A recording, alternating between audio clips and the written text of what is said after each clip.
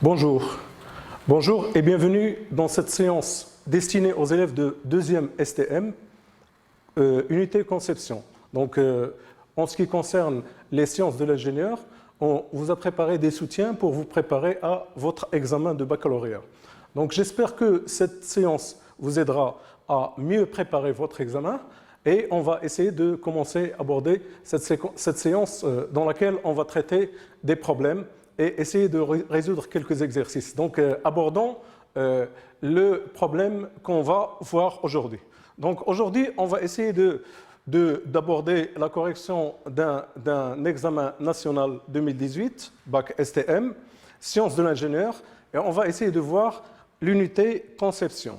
Pour ce faire, on va vous expliquer comment ça sera l'examen de cette année. Donc, l'examen de cette année et les examens qui ont déjà passé ont la même structure, à savoir, ils sont composés de 3 parties. La première partie, c'est le sujet, donc le sujet proprement dit. Donc, vous voyez là la première page. Donc, dans la première page, on vous explique, c'est une feuille de route pour l'examen et vous explique la structure de l'examen. La structure de l'examen est composée de 3 parties. La première partie, c'est le sujet proprement dit.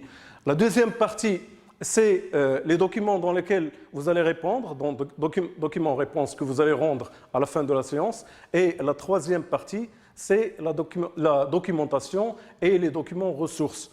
Donc, le guide et tous les aides-mémoires dont vous aurez besoin pour réaliser votre examen. Donc, on va essayer de voir en général les parties des documents et on va essayer d'aborder les exercices après. Donc, l'examen se présente sous forme d'un ensemble de feuilles séparées en 3 catégories et séparées par des couleurs. La première partie a une couleur, la deuxième a une couleur et la troisième a une couleur. Donc, ça vous aidera à travailler avec ces documents sans vous perturber. Donc, on va commencer par voir une structure de la première. Donc, tous les examens sont constitués de la même structure, à savoir, il y a la constitution de l'épreuve, ensuite le volet 1, présentation de l'épreuve et grille de notation, et on va voir un exemple de grille de notation. Il faut essayer de lire tout et le lire attentivement pour ne rien rater, parce que lorsqu'on aborde un examen, il faut comprendre les énoncés qu'on a et les données. Donc, pour ce faire, il faut lire attentivement, prendre le temps de lire, mais ne pas perdre de temps. Donc, il faut voir l'essentiel, le souligner ou le réserver et ne pas mettre tout dans le même panier. Donc, on a la constitution de l'épreuve, on a la présentation de l'épreuve et ensuite, on a la constitution. On va voir la constitution de l'épreuve au départ. La constitution de l'épreuve, elle vous donne la feuille de route. Le volet 1, c'est la présentation de l'épreuve. Dans le cas qu'on va voir, elle présente aussi une grille de notation. Et l'examen qu'on va voir est composé de 17 pages. Donc la première page, présentation de l'épreuve et grille de notation. Le volet 2 est dans la page 2 sur 17, parce qu'il y a 17 pages. Le volet 3, c'est ce qu'on appelle le substrat du sujet. C'est dans la page 3, 17. La situation d'évaluation, vous avez 3 situations de problème, situations d'évaluation, que vous allez travailler. Donc, vous allez travailler les trois situations d'évaluation. La première situation d'évaluation et la deuxième concerne l'unité conception. La troisième concerne la conception et la fabrication assistée par ordinateur et aussi la production.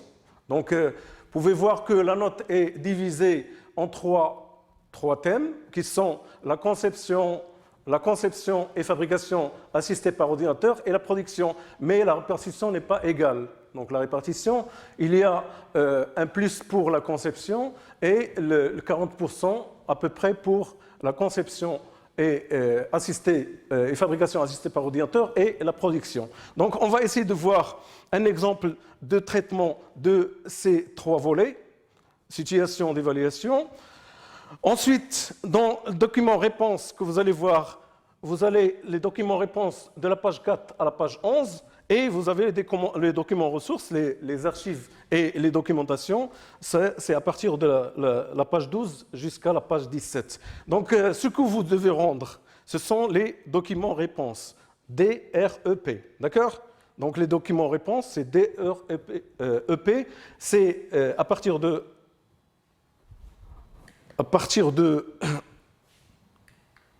la page 4 jusqu'à la page 11, d'accord? Donc, on va essayer de voir un exemple aujourd'hui d'un traitement d'examen et on va le traiter ensemble. Donc, on va passer à la deuxième partie, donc la page 2, la présentation du support. La présentation du support et grille de notation. Qu'est-ce qu'on vous donne comme information? On vous donne le nom du système que vous allez étudier. En l'occurrence, ici, ça sera un système de relevage des eaux usées. La durée de l'épreuve, c'est toujours 4 heures. Le coefficient, c'est coefficient 8. Le moyen de calcul autorisé, si vous avez le droit d'utiliser une calculatrice ou non. Et vous avez les documents autorisés, si on autorise un document ou non. Dans le cas ici, on n'autorise rien, on n'autorise aucun document. Donc les candidats rédigeront leurs réponses sur les documents réponses prévus à cet effet. Donc tout est clair, il faut lire tout. On passe à la grille d'évaluation. La grille d'évaluation est un document très important.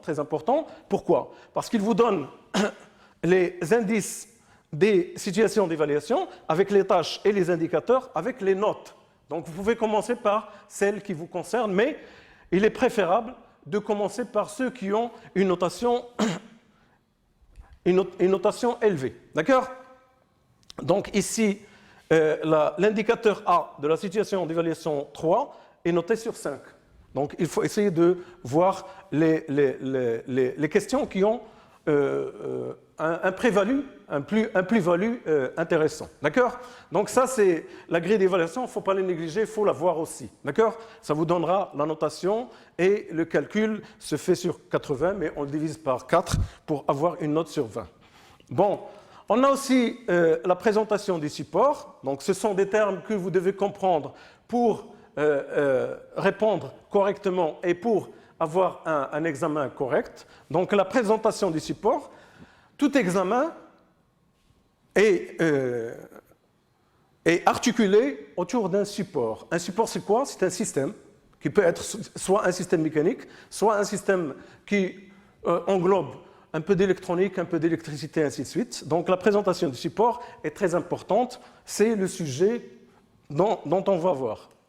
Donc voilà l'exemple qu'on va étudier aujourd'hui, la présentation de support, il est toujours dans le volet 2. Donc la structure, elle est la même pour tous les examens, les anciens et les futurs. C'est toujours la même.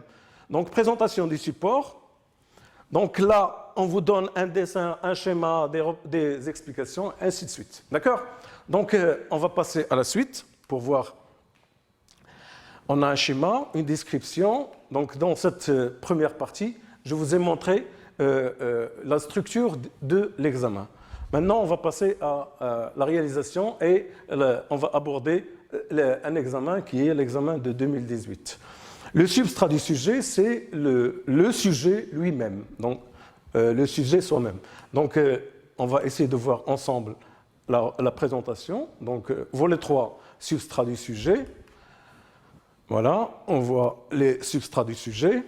Dans le substrat du sujet, on a toujours le travail qu'on vous demande. Donc, les questions que vous devez répondre, donc que vous devez étudier. D'accord?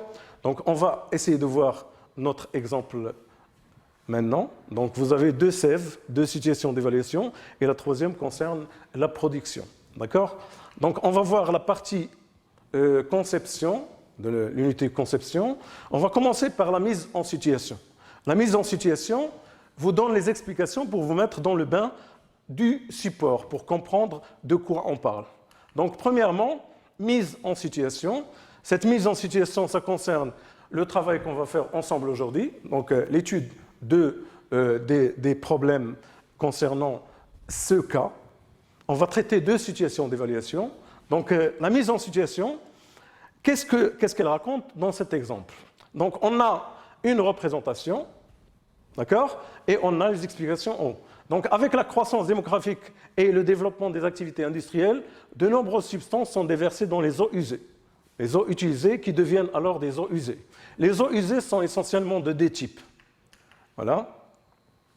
Les eaux usées domestiques comprenant les eaux usées ménagères, les éviers, les douches, les machines à laver, et les eaux vannes, donc les urines et les matières fécales.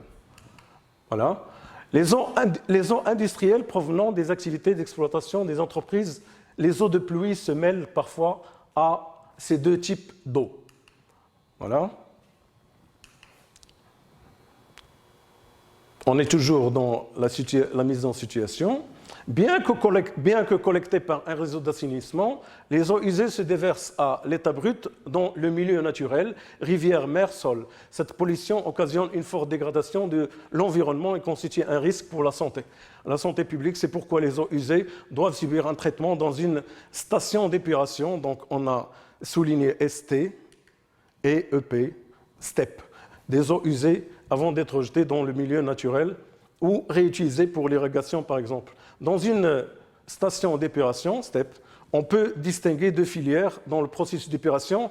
La filière eau, on va voir le schéma ci-dessous, qui est le trajet suivi par les eaux à traiter, et la filière boue non représentée, qui est le trajet suivi par la matière extraite de l'eau.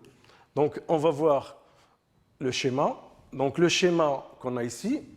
Donc les eaux usées arrivent là, les eaux usées. Donc les explications sont claires.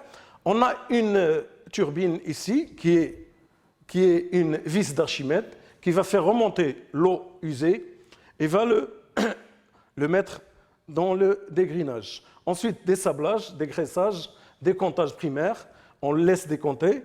Ensuite, on le fait passer dans le bassin d'aération pour l'aérer. Clarificateur, décomptage secondaire, donc on a deux décomptages pour se débarrasser des matières lourdes. D'accord ? Ensuite, on déverse l'eau qu'on a un peu filtrée et on a un peu traitée dans la rivière, évacuation des eaux, épurée, irrigation, on peut l'utiliser pour l'agriculture, donc l'irrigation. D'accord ? Donc voilà le support de cet examen. Et la partie qui va être étudiée, c'est celle-là. Pourquoi ? Zone d'étude, système de relevage des eaux usées. D'accord ? Donc, on va passer à la description, un principe de fonctionnement du système de relevage des eaux usées.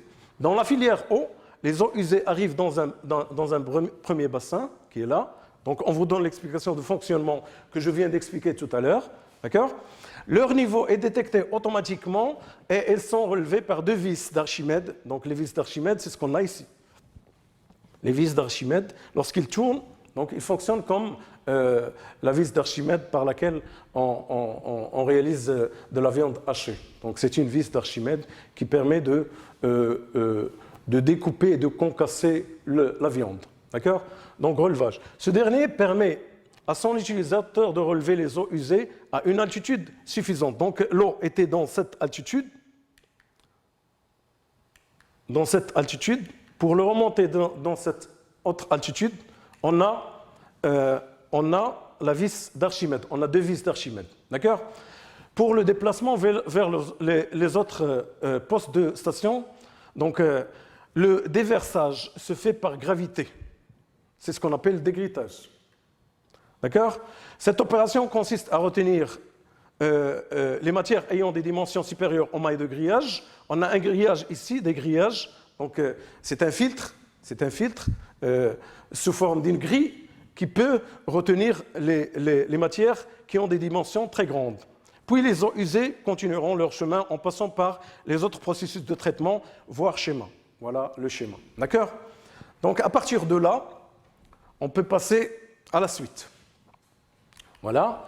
Donc, description, on continue la description. Voilà le dessin qui concerne la transmission avec la vis qu'on voit là, la vis d'Archimède. D'accord ? Chaque vis d'Archimède reçoit la puissance mécanique de rotation nécessaire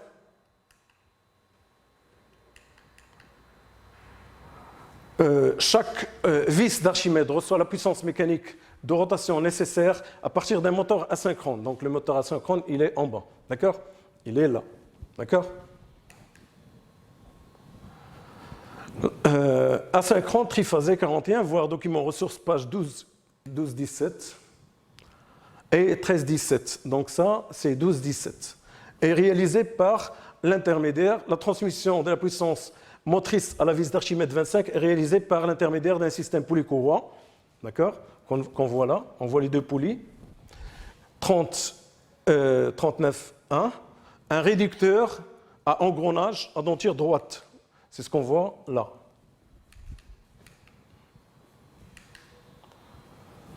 Un réducteur à engrenage à denture droite, 6, 29, 30, 12, et un accouplement élastique. Donc on voit l'accouplement élastique là. Un accouplement élastique 17, 18, 19. Voilà. On continue. Donc on va essayer de voir le document 13, 17. Description, principe de fonctionnement du système de relevage des eaux usées. Votre travail consiste à étudier et choisir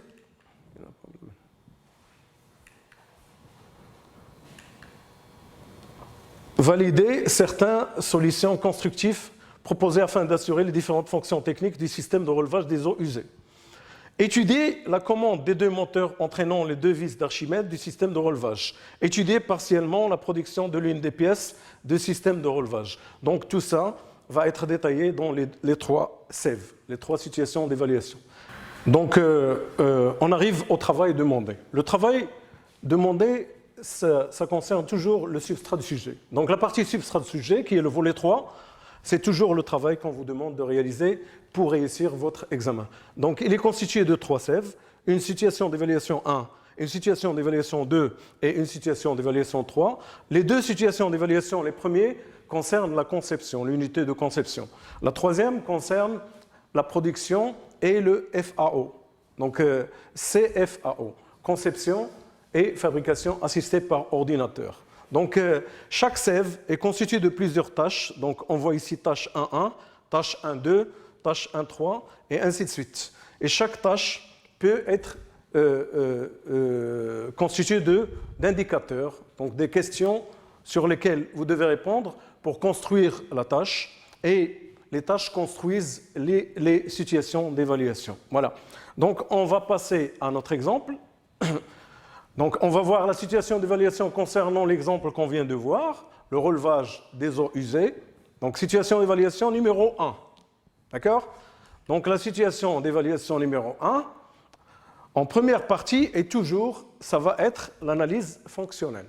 Pour les anciens examens, pour les examens futurs, c'est toujours la même chose. La première partie, ça concerne l'expression du besoin et l'analyse fonctionnelle. D'accord? Donc l'analyse fonctionnelle ici, on vous demande de réaliser le bêta-corne sur 1,5 point. D'accord? Donc bêta-corne, la voici. Voilà la SEV 1, bêta-corne. Voilà bêta-corne. Donc vous connaissez bien bêta-corne. Bêta-corne, c'est un diagramme d'analyse fonctionnelle. Il est constitué de plusieurs cases à remplir. Donc là, on met ici toujours le système qu'on étudie.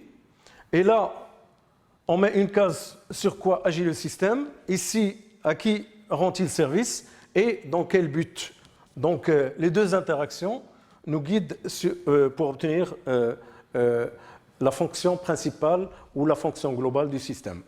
Donc, si vous regardez cette vidéo, essayez de l'arrêter si elle est enregistrée et essayez de répondre aux questions avant de voir le résultat. On va faire le résultat maintenant. Donc, à qui rend service le système qu'on vient de voir, le relevage des eaux usées, le relevage des niveaux en haut. Donc, on a pris une petite partie pour l'étudier.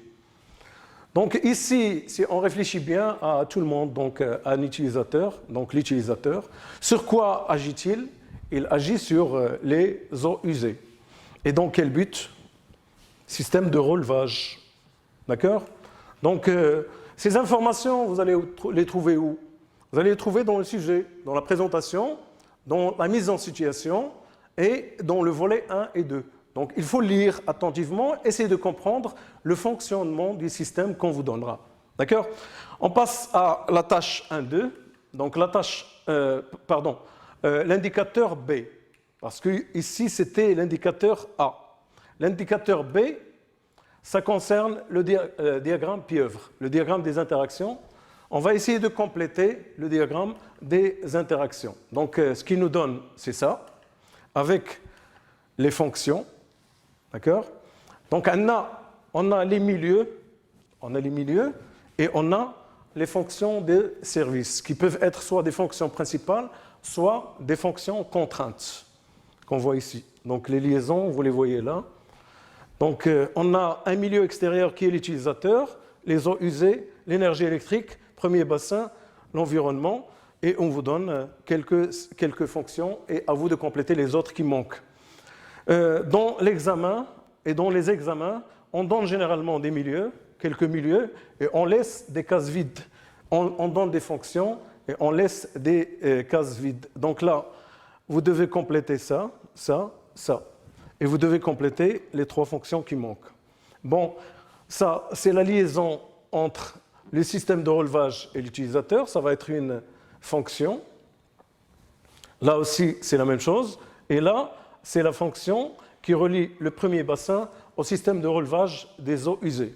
Donc, vous pouvez utiliser les fonctions qui existent pour compléter ce qui manque. Par exemple, FC3, entre l'énergie électrique et le système, FC3, donc ça concerne une fonction qui va relier les deux. C'est une contrainte. D'accord? Bon, on va compléter d'abord ces deux-là. Fonction FP1, c'est toujours entre deux milieux, elle relie deux milieux en passant par le système. C'est celle-là qui manque là. Donc, la fonction FP, c'est ce qu'on doit retrouver ici. On doit la mentionner.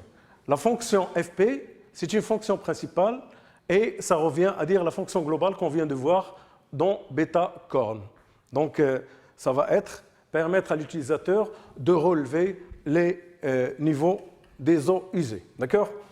La fonction FC2, c'est la fonction entre le système et l'environnement. Entre le système et l'utilisateur. C'est cette contrainte-là, FC2. Ne présenter aucun risque pour l'utilisateur. Le système ne doit présenter aucun risque pour l'utilisateur. Entre le système et le premier bassin, c'est une fonction qui existe ici, mais qui manque là. Donc, en réfléchissant un petit peu, on a FC1, FC2, FC3, FC4 et FP. Qu'est-ce qui manque ici? C'est la fonction FC5.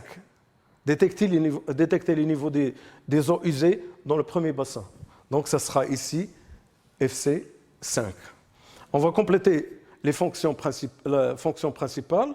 On a dit que la fonction principale du système, c'est relever le niveau, les eaux usées à une altitude suffisante, à une hauteur suffisante. Et FC1, c'est une fonction contrainte entre l'environnement et le système de relevage. Donc, ça va être quoi, à votre avis, entre l'environnement et le système de relevage? Donc, le système de relevage ne doit pas nuire à l'environnement.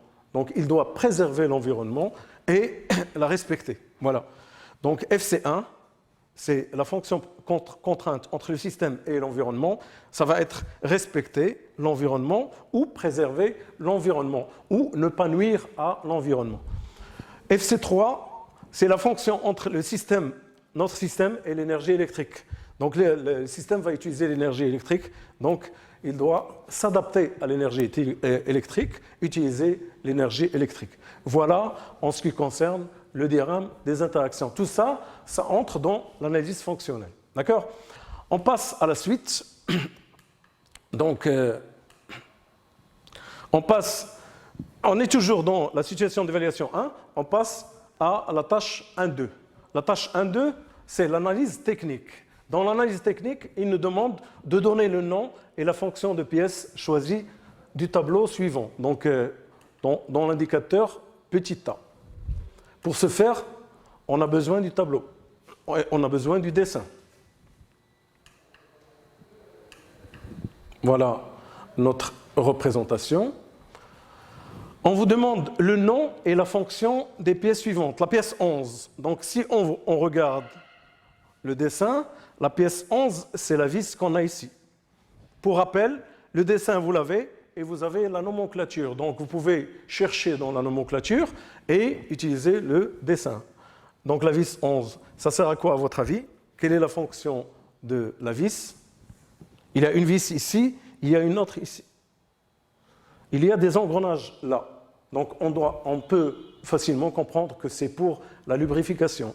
Donc, là, c'est pour faire entrer la lubrification, et là, c'est pour l'évacuation de la lubrification. Donc, 11, on va l'appeler le bouchon de remplissage. Voilà, bouchon de remplissage. C'est pour boucher le trou de remplissage d'huile après usage. On va remplir l'huile par là, l'huile qui va lubrifier le système. Ensuite, pour l'évacuation, on va utiliser le bouchon de vidange. 27, on va profiter pour voir si ça c'est demandé là. Donc 27 est demandé ici, ça sera le bouchon de vidange. On va essayer de voir les autres éléments qu'on nous demande ici. 2 et 24. 2, c'est quoi? 2, on la voit ici, voilà, c'est cette pièce-là. Et 24, c'est cette pièce-là. Donc vous l'avez vu quand vous avez étudié le guidage en rotation, c'est pour l'étanchéité, ce sont des joints à lèvres. Joints à lèvres. Mais là, on peut préciser qu'ils ont 2 lèvres. Donc on a 2 flèches là et 2 flèches là. Donc joint à lèvres. Quelle est la fonction d'un joint à lèvres? C'est toujours l'étanchéité, c'est empêcher toute fuite d'huile ou empêcher toute pénétration de poussière. Donc, elle a 2 fonctions, d'accord? Et là, on a 2 lèvres, ça sert à empêcher les fuites et empêcher la pénétration des corps étrangers, soit de l'eau, soit de l'huile, soit des impuretés, soit de la poussière, et ainsi de suite. Donc, joint à 2 lèvres, assurer l'étanchéité dynamique entre les 2 milieux. 27, on l'a déjà vu, on a profité pour le voir, c'est un bouchon de vidange. Donc, boucher le trou de vidange après usage. Ça reste la pièce 36, donc la pièce 36, elle est là, voilà, on voit bien, vous la voyez bien. C'est un roulement. Mais quel type de roulement? Donc, roulement à billes, à une rangée de billes à contact oblique et non pas à contact radial. Voilà. Roulement à une rangée de billes à contact oblique. Il a la fonction d'assurer un guidage en rotation, donc un guidage en rotation de l'arbre 25 par rapport à 21. On vient de passer le premier indicateur de la tâche 2 concernant la situation d'évaluation 1, la première. On continue. Donc la question suivante, qui est un indicateur complété par le nom, le symbole normalisé de la liaison et le nombre de degrés de liberté, le tableau suivant. Voilà le tableau suivant. On vous donne 2 pièces et on vous demande la liaison qui existe entre les 2 pièces. Donc nom de la liaison entre 1 et 6, vous la mettez là. Symbole, vous le mettez ici. Et degré de liberté, translation ici, rotation ici. D'accord? Voilà. On va voir les 2 pièces. D'accord? Donc la pièce 1, elle est là. Et la pièce 6, elle est là. Donc la pièce 1, c'est ça. Et la pièce 6, elle est là. Donc entre les deux, on a une liaison pivot. On la voit bien? Voilà. Donc, liaison complète entre les deux. Symbole, 0 translation et 0 rotation. D'accord? Donc, voilà pour cette séance. Je vous remercie pour votre attention et je vous donne un prochain rendez-vous pour la suite de ce qu'on vient de voir.